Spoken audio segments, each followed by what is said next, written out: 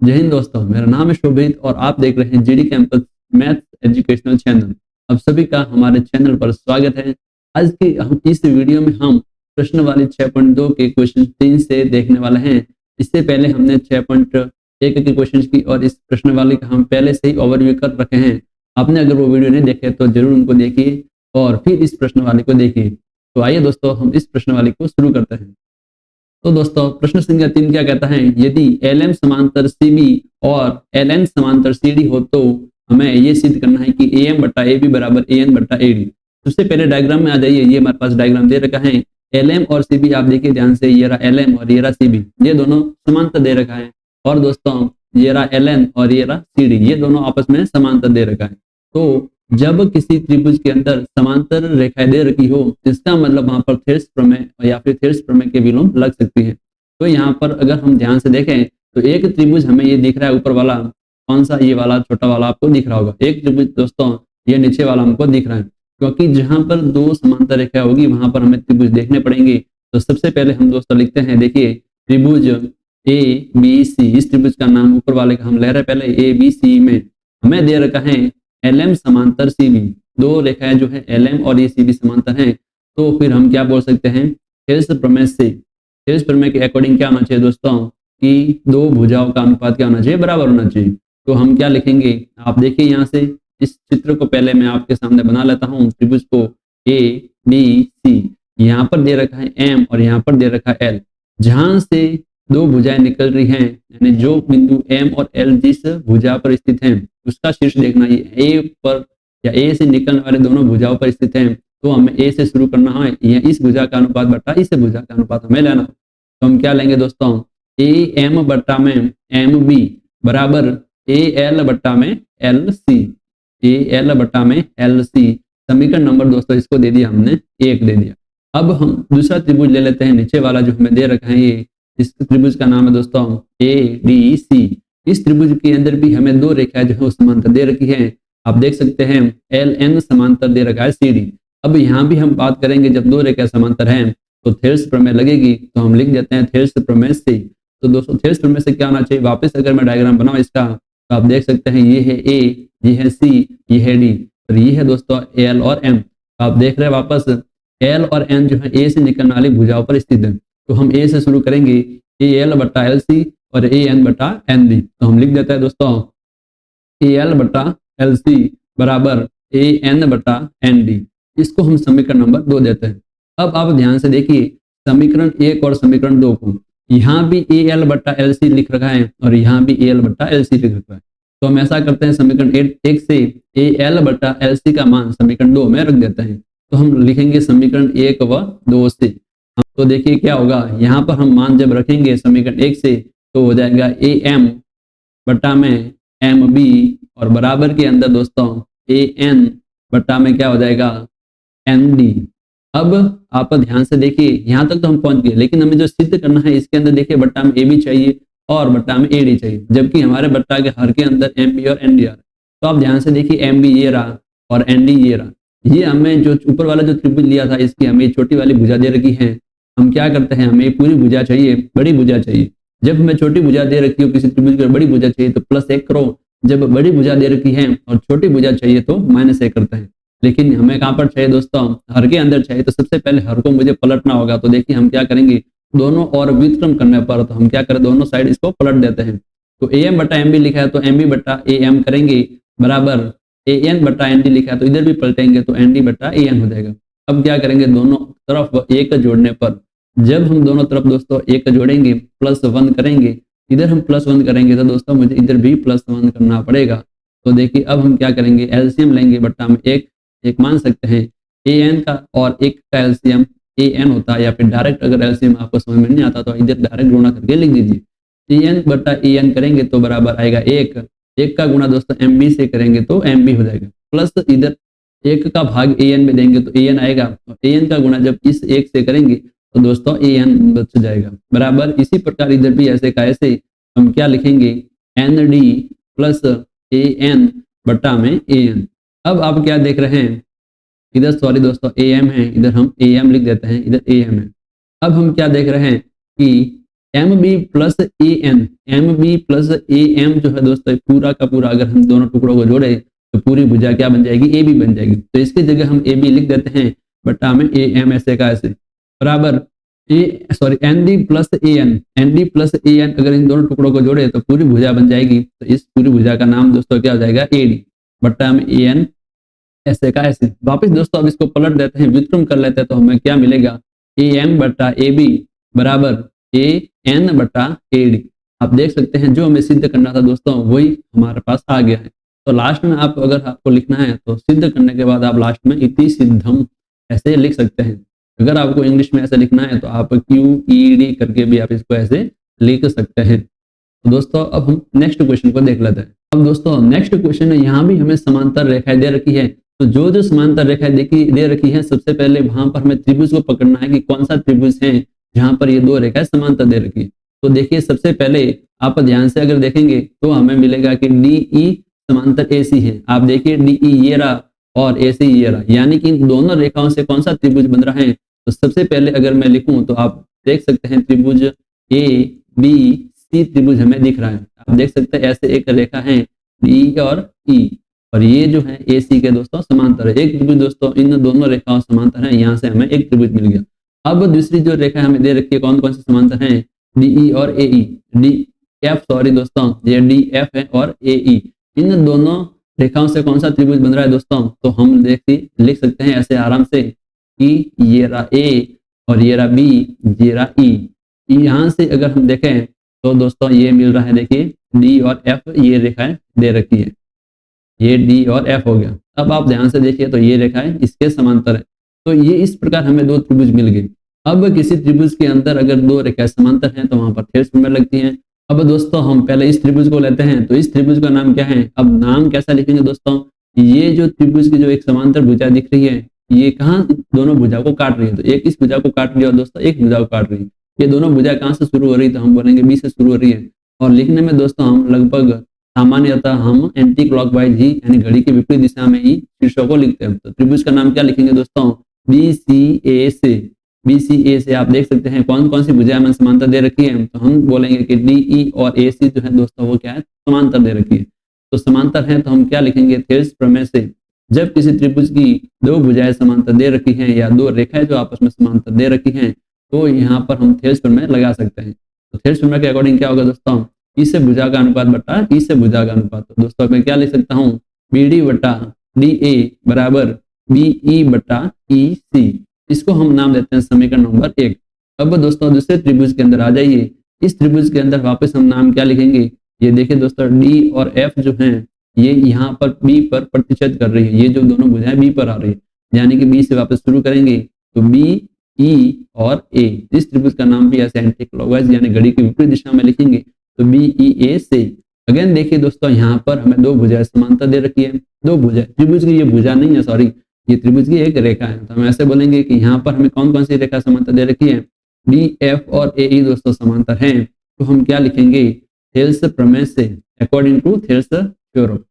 Thales प्रमेय से हम क्या लिख सकते हैं, अगेन इस भुजा का अनुपात बटा इस भुजा का अनुपात होगा बराबर। तो दोस्तों हम क्या लिखेंगे, डी डी बट्टा में डी ए बराबर बी एफ बटा में एफ ई। ये दोस्तों समीकरण नंबर 2 हो गया। अब आप अगेन ध्यान से देखिए जैसे हम पहले प्रश्न में किया था, यहाँ पर देखिए तो यहाँ पर हमें बी डी बटा डी ए दिख रहा है समीकरण 1 में, यहाँ भी बी डी बटा डी ए दिख रहा है। यानी कि समीकरण 1 व 2 से समीकरण 1 का मान 2 में रखने पर दोस्तों जब इसका मान मैं यहाँ रखूंगा तो दोस्तों यहाँ पर क्या हो जाएगा, देखिए बी ई बट्टा में ई सी बराबर ये ऐसे का ऐसे हो जाएगा। यानी कि बी एफ बट्टा में एफ सी हो जाएगा। ये एफ ई है सॉरी, एफ बी एफ बट्टा में एफ ई हो जाएगा। इस प्रकार दोस्तों आप देख सकते हैं जो हमें सिद्ध करना था वो हमारे पास आ गया है। तो हम लास्ट में क्या लिखेंगे दोस्तों, इति सिद्धम। तो अब हम दोस्तों नेक्स्ट क्वेश्चन को देख लेते हैं, क्वेश्चन नंबर 5। तो क्वेश्चन नंबर 5 क्या है दोस्तों, इसमें देखिए दे रखा है कि डी ई समांतर है कि ओ क्यू के और डी एफ जो है वो ओ आर के समांतर है। सबसे पहला डायग्राम में देख लेते हैं डी ई दोस्तों कौन सा है, तो आप देखिए ये रहा डी ई, ये किसके समांतर दे रखा है, हमें दे रखा है ओ क्यू के समांतर। ये रहा ओ क्यू, ये दोनों आपस में समांतर है। अब और दे रखा है दोस्तों डी एफ जो है ये दोस्तों ओ आर के समांतर दे रखा है, तो ये समांतर हो गया। हमें सिद्ध करना है ई एफ समांतर क्यू आर, ये रहा दोस्तों क्यू आर और ये रहा दोस्तों ई एफ। अगर आप ध्यान से देखें तो हमें यहाँ पर सबसे पहले दो त्रिभुज दोस्तों देखने पड़ेंगे, क्योंकि ये समांतर जब दे रखा है इसका मतलब एक त्रिभुज आपको वहां पर पक्का मिलेगा, तभी वहां पर थेल्स प्रमेय लगेगी। तो दोस्तों आप अगर ध्यान से देखें तो हमें एक त्रिभुज दिख रहा है साफ साफ, त्रिभुज पी क्यू और ओ। तो इस त्रिभुज के अंदर देखिए दोस्तों ये रहा ये त्रिभुज, इस त्रिभुज को जब मैं लिखता हूं तो आप ध्यान से देखिए पी क्यू ओ, और इधर दोस्तों आ रहा है ये ई और डी। तो आप अगर ध्यान से देखेंगे तो ये जो दोस्तों हैं वो आपस में क्या है दोस्तों, समांतर है। ई डी और ओ की जो आपस में समांतर है, तो हम यहाँ पर लिख सकते हैं डी ई समांतर ओ क्यू। जब ये समांतर हैं तो हम थेल्स प्रमेय के अकॉर्डिंग क्या बोल सकते हैं, तो थेल्स प्रमेय से हम थेल्स प्रमेय के अकॉर्डिंग बोलेंगे कि ये जो त्रिभुज की जो भुजाओं का ये भुजाओं का अनुपात है दोस्तों, ये आपस में बराबर होना चाहिए, यानी कि पीई बट्टा ई क्यू बराबर पी डी बट्टा डी ए होना चाहिए। तो हम लिख देते हैं पीई बट्टा ई क्यू बराबर पी डी बट्टा डी ओ होना चाहिए। इसका समीकरण नंबर 1 दे देते हैं। अब इसके बाद दोस्तों जो दूसरी जो दोनों त्रिभुज के अंदर हमें जो समांतर रेखा दे रखी है उस त्रिभुज को ले लेते हैं। तो दोस्तों इस त्रिभुज का नाम आप देख सकते हैं त्रिभुज पी आर और ओ ले लेते हैं, त्रिभुज पी आर ओ से। तो यहाँ पर दोस्तों हमें कैसा त्रिभुज दिख रहा है आप देखिए ध्यान से, तो ये कुछ इस तरह का त्रिभुज दिख रहा है, पी ओ आर इधर है और ये दोस्तों जो आपको दिख रहा होगा डी और एफ है। तो ये दोनों रेखाएं जो समांतर है, जब समांतर है तो उनकी भुजाओं का अनुपात दोस्तों क्या होना चाहिए, त्रिभुज की भुजाओं का अनुपात बराबर होना चाहिए थेल्स प्रमेय से। तो हम लिख सकते हैं थेल्स प्रमेय से इन भुजाओं का अनुपात बराबर होगा। तो यहाँ पर भुजा कौन कौन सी है, पी डी बट्टा डी ओ बराबर पी एफ बट्टा एफ आर। तो लिख देते हैं पी डी बट्टा डी ओ बराबर पी एफ बट्टा एफ आर। अब आप ध्यान से देखिए यहाँ भी पी डी बट्टा डी ओ आ रहा है और इधर भी दोस्तों पी डी बट्टा डी ओ आ रहा है। तो हम क्या लिख सकते हैं, समीकरण 1 व 2 से अकॉर्डिंग टू इक्वेशन 1 एंड 2 हम पुट करेंगे इसका जो मान है समीकरण 2 के अंदर पुट करेंगे। तो जब हम यहाँ पर रखेंगे तो दोस्तों यहाँ पर क्या हो जाएगा, पी ई बट्टा ई क्यू बराबर पी एफ बट्टा एफ आर हो जाएगा। लेकिन हमें तो जो सिद्ध करना है दोस्तों वो तो ये है समानता दिखाना, जबकि हमारे पास कुछ इस तरह से आया। अब हमें यहाँ पर अब थोड़ा दिमाग लगाना होगा कि जब समांतर है सिद्ध करना है लेकिन हमारे पास भुजाओं का अनुपात बराबर है, भुजाओं का अनुपात बराबर आ जाए और समांतर सिद्ध करना हो तो हमारे पास एक थ्योरम है, उस थ्योरम का प्रमेय का जो दो नाम है दोस्तों वो है थेल्स प्रमेय का विलोम, आधारभूत अनुपातिकता का विलोम। तो अब दोस्तों हमारे पास जो आ रहा है वो देखो ये आ रहा है पीई बट्टा ई क्यू बराबर पी एफ बट्टा एफ आर आ रहा है, यानी कि इस भुजा का अनुपात बट्टा इस भुजा का अनुपात आ रहा है। यानी कि थेल्स प्रमेय तो यही तो कहती है कि किसी त्रिभुज की दो भुजाओं का अनुपात बराबर हो तो जो रेखाएं जो दे रखी हैं वो समांतर होती है, थेल्स प्रमेय का विलोम कहती है सॉरी दोस्तों। तो हम यहाँ पर क्या लिख सकते हैं, क्योंकि ये दोनों भुजाएं जो है बराबर हैं तो इस त्रिभुज का पहले नाम लिख देते हैं। तो त्रिभुज दोस्तों यहाँ पर होगा पी क्यू आर में। हम अगर देखें तो हमें दे रखा है पी ई बट्टा ई क्यू बराबर पी एफ बट्टा एफ आर हमारे पास आया। कहाँ से आया आप देखिए ध्यान से, समीकरण नंबर 3 दे देते हैं इसको, समीकरण नंबर 3। तो यहाँ पर लिखेंगे समीकरण 3 से। जब हमने ये मान लिख दिया है बराबर तो हम क्या लिखेंगे, थेल्स प्रमेय के विलोम से, थेल्स प्रमेय के विलोम से, या फिर इसका नाम आप आधारभूत अनुपातिकता प्रमेय के विलोम से भी आप यहाँ पर लिख सकते हैं। तो क्या होना चाहिए दोस्तों, यहाँ पर जो भी दो रेखाएं होगी वो समांतर होनी चाहिए। इससे बड़े वाले त्रिभुज के अंदर ये त्रिभुज मैं यहाँ पर लिख रहा हूँ पी, इधर आपके पास ई और एफ, इधर है दोस्तों क्यू आर, ये दोनों भुजाएं क्या दिखाने समांतर। अब इन दोनों भुजाओं का अनुपात बराबर आया है तो कौन सी ई और एफ से मिलकर कौन सी रेखा बन रही है, ई एफ बन रही है। तो ई एफ जो है दोस्तों वो तीसरी भुजा के समांतर हो जाएगा। तीसरी भुजा कौन सी है, क्यू आर। तो ई एफ समांतर दोस्तों क्या हो जाएगा, क्यू आर। इस प्रकार दोस्तों ये थ्योरम, ये जो क्वेश्चन है वो आसानी से सिद्ध हो गया। अब हम देखते हैं दोस्तों नेक्स्ट क्वेश्चन। अब दोस्तों इस क्वेश्चन के अंदर दे रखा है कि ओपी, ओक्यू और ओ आर पर स्थित बिंदु एबीसी इस प्रकार है कि ए बी जो है समांतर है पीक्यू के, एसी जो है पी आर के समांतर है। हमें दिखाना है कि बीसी समांतर क्यू आर। अब जो दे रखा है पहले हम उनसे लेकर चलेंगे। यहाँ पर मैंने पहले से डायग्राम में दर्शा दिया है कि देखिए आप लाल कलर के वो आपस में समांतर हैं और ब्लैक कलर की जो एरो की है वो आपस में समांतर। अब दोस्तों जो रेड कलर के जो एरो हैं यानी कि ए बी समांतर पी क्यू जो दे रखा है, ये रहा ए बी, ये रहा दोस्तों पी क्यू। अब इससे कौन पहले देखेंगे कौन सा त्रिभुज बन रहा है। आप ध्यान से देखिए कि इन दोनों से ये जो है ओ पी क्यू त्रिभुज बन रहा है। तो हम सबसे पहले लिखेंगे त्रिभुज OPQ में या OPQ से भी आप लिख सकते हैं। यहाँ पर दोस्तों हमें दे रखा है कि AB समांतर PQ है। तो दोस्तों जब दो रेखाएं समांतर होती है तो हमारे पास एक प्रमेय है, उसका नाम है थेल्स प्रमेय। तो लिखेंगे हम थेल्स प्रमेय से। इस प्रमेय के अकॉर्डिंग क्या होना चाहिए दोस्तों, हम ऐसे घूमेंगे और ऐसे लेंगे। हम क्या लिखेंगे दोस्तों, OA बटा AP प्लस बराबर OB बटा BQ। समीकरण नंबर दोस्तों इसको दे देते हैं 1। अब जो नेक्स्ट आपको ब्लैक कलर के जो एरो दिख रहे हैं उस त्रिभुज को ले लेते हैं। उस त्रिभुज का दोस्तों नाम लिख देते हैं ORP से। ORP में यहाँ पर लिख देता हूँ एक बार के लिए, डायग्राम बना लेते हैं। ये रहा O, ये R, ये रहा P। अब दोस्तों ये इस भुजा का नाम है A और यहाँ पर जो रेखा पॉइंट जो दे रखा है वो है C। ये जो है वो आपस में समांतर है। अब इस समांतर कौन कौन सी वो लिख देते हैं, AC समांतर PR है। तो वापस अगेन जब समांतर दे रखा है तो हम लिखेंगे थेल्स प्रमेय से। थेल्स प्रमेय से अब क्या होना चाहिए, इस प्रमेय के अकॉर्डिंग ये भुजाओं का जो अनुपात है वो बराबर होना चाहिए। कौन सी भुजाओं का अनुपात कहाँ से शुरू करेंगे, O से शुरू करेंगे, यानी कि O से P की ओर, O से R की ओर। तो हम लिख देते हैं OA बटा AP बराबर OC बटा CR। मुझे पूरी उम्मीद है कि आप कहाँ से शुरू करेंगे ये आपको समझ में आ गया होगा, क्योंकि ये जो C और A जो बिंदु है दोस्तों वो इन भुजाओं पर स्थित हैं और ये दोनों भुजाएं O से निकल रही है, इसलिए हमें O से ही शुरुआत करना पड़ेगा। यानी O इधर देख सकते हैं, इधर भी आप O देख सकते हैं। इस यहाँ पर हम नाम लिख देते हैं, इस समीकरण को समीकरण नंबर 2 लिख देते हैं।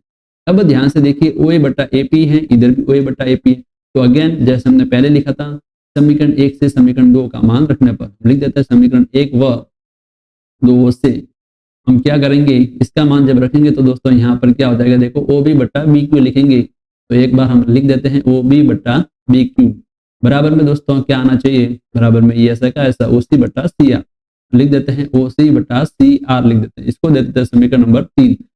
अब दोस्तों हमें तो ये तो सिद्ध नहीं करना था, हमें क्या सिद्ध करना था, BC बटा QR। ये रहा दोस्तों BC और ये रहा दोस्तों QR। तो इन दोनों जो रेखा समांतर है, इस रेखा से कौन सा त्रिभुज बन रहा है, तो आप देखेंगे इस दोनों रेखाओं से ये वाला त्रिभुज बन रहा है। त्रिभुज का दोस्तों मैं नाम लिख देता हूँ, त्रिभुज OQR में आप देख सकते हैं हमें ये दोनों अनुपात बराबर दे रखे हैं, OB बटा BQ बराबर OC बटा CR। जब किसी त्रिभुज के अंदर दो भुजाओं का ऐसे अनुपात बराबर दे रखा है तो जो रेखाएं जो होती हैं वो दोस्तों समांतर होती है। तो हम यहाँ पर कौन सी प्रमेय लगाएंगे, हम लिखेंगे थेल्स प्रमेय के विलोम से। थेल्स प्रमेय के विलोम से दोस्तों क्या आना चाहिए, दोनों जो रेखा है वो समांतर होने चाहिए। समांतर रेखा कौन कौन सी है, BC और QR, ये दोस्तों समांतर होने चाहिए, हमने लिख दिया। तो इस प्रकार ये थ्योरम भी आसानी से सिद्ध होगी। ये जो प्रमेय थी, ये जो क्वेश्चन था आसानी से सिद्ध हमने कर लिया। अब दोस्तों बढ़ते हैं नेक्स्ट क्वेश्चन की ओर। नेक्स्ट क्वेश्चन क्या कहता है, इस क्वेश्चन के अंदर हमें क्या दे रखा है, आया कि प्रमेय 6.1 का प्रयोग करते हुए यानी कि थेल्स प्रमेय का हमें प्रयोग करना है। सिद्ध कीजिए कि एक त्रिभुज की एक भुजा के मध्य बिंदु से होकर दूसरी भुजा के समांतर खींची गई रेखा तीसरी भुजा को समद्विभाजित करता है। अब देखिए दोस्तों यहाँ पर हमें कुछ नहीं करना है, सबसे पहले आप एक डायग्राम बना लो त्रिभुज का जो हमें सही लगे। ऐसा डायग्राम हमने बना ली। इस त्रिभुज को नाम दे देते हैं ABC। यहाँ पर इसने बोला है कि एक त्रिभुज की एक भुजा के मध्य बिंदु से, कोई भी एक त्रिभुज की एक भुजा लो और वहां पर एक मध्य बिंदु ले लो। इस मध्य बिंदु का दोस्तों हम नाम लिख देते हैं D। इस यहाँ से बोला इस मध्य बिंदु से होकर दूसरी भुजा के समांतर, कोई भी एक भुजा है इस भुजा से होकर कोई भी एक रेखा खींचनी है जो दूसरी भुजा के समांतर हो। तो आप देख सकते हैं ये BC है, इसके समांतर हम एक रेखा खींच रहे हैं।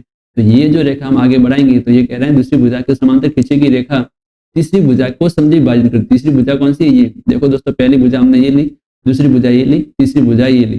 तो पहली भुजा के कोई भी एक भुजा का मध्य बिंदु D माना, इस भुजा से होती यानी कि D से होती हुई दूसरी भुजा जो है दो की समांतर एक रेखा खींची। ये कह रहा है कि ये आगे बढ़ाएंगे तो तीसरी भुजा को समद्विभाजित करता है। पहले इस बिंदु का नाम लिख देते हैं DE। तो हमें क्या दे रखा है क्या नहीं दे रखा वो लिख देता है। तो हम लिखेंगे D जो है AB का मध्य बिंदु है, D AB का मध्य बिंदु है। मध्य बिंदु है तो दोस्तों क्या होना चाहिए, ये जो भुजा है इसकी लंबाई और इसकी लंबाई बराबर होनी चाहिए। अर्थात मैं क्या लिख सकता हूँ, AD बराबर क्या होना चाहिए, BD होना चाहिए। इसको नाम देते हैं समीकरण नंबर 1। हमें सिद्ध क्या करना है, सिद्ध ये करना है कि E जो है इस भुजा को भी समद्विभाजित करता है, यानी कि ये बराबर ही आना चाहिए। यानी कि अर्थात हमें सिद्ध करना है AE बराबर CE होना चाहिए, हमें सिद्ध करना है। तो हमें सबसे पहले दोस्तों दे रखा है कि दो रेखाएं समांतर है। तो त्रिभुज पहले नाम लिख देते हैं त्रिभुज का, त्रिभुज ए बी सी में मैं क्या दे रखा है, डी ई जो है वो समांतर है किसके, बीसी से। जब किसी त्रिभुज में दो रेखा समांतर दे रखी है, इसका मतलब क्या लगेगा दोस्तों, थेल्स प्रमेय लगेगा। तो हम लिखेंगे कि थेल्स प्रमेय से क्या होना चाहिए, इस प्रमेय से एडी बटा डीबी बराबर एई बटा ईसी होना चाहिए। तो हम लिखेंगे एडी बटा डीबी बराबर एई बटा ईसी। अब हमें क्या करना है, समीकरण 1 का उपयोग करना है। समीकरण 1 से हम क्या लिखेंगे दोस्तों, एडी की जगह लिख देते हैं बीडी, नीचे डीबी ऐसे कैसे बराबर एई बटा ईसी। समीकरण 1 का हमने क्या किया, यहाँ पर उपयोग किया। आप देख सकते हैं बीडी और डीबी तो सेम है, तो कट गया। तो यहाँ पर क्या बचेगा दोस्तों, 1 और बराबर में एई बटा ईसी ऐसे का ऐसे। अब क्या करेंगे, क्रॉस गुणा कर लेते हैं, इसी का 1 से गुणा कर लेते हैं, तो 1 इंटू ईसी हो जाएगा दोस्तों। इसी बराबर में क्या हो गया, ए ई हो गया। इसका मतलब क्या है, इस ई बराबर, इसी डायग्राम में देखो ये रहा इसी और ये रहा बराबर ए ई, इसी बराबर ए ई आया। इसका मतलब क्या है कि जो ई जो है भुजा ए ई या ए सी का मध्य बिंदु है, मध्य बिंदु है। तो इसका मतलब क्या हुआ कि ये जो ई जो है भुजा ए सी को क्या करता है दोस्तों, समद्विभाजित करता है। तो हम लिख देते हैं अर्थात या अतः ई जो है भुजा ए सी को समद्विभाजित करता है। मध्य बिंदु का मतलब दोस्तों यही होता है, मध्य बिंदु अगर लिखा है तो इसका मतलब उस भुजा को क्या कर रहा है, वो समद्विभाजित करता है। तो हमने इस लाइन को आसानी से लिख दिया। ये हमारा जो प्रश्न है वो सिद्ध हो चुका है। तो कितनी आसानी से आप देख सकते हैं दोस्तों, हम आराम से इन प्रश्न को कर सकते हैं। दोस्तों अब मिलते हैं अपने नेक्स्ट वीडियो में, तब तक के लिए गुड लक, बाय बाय।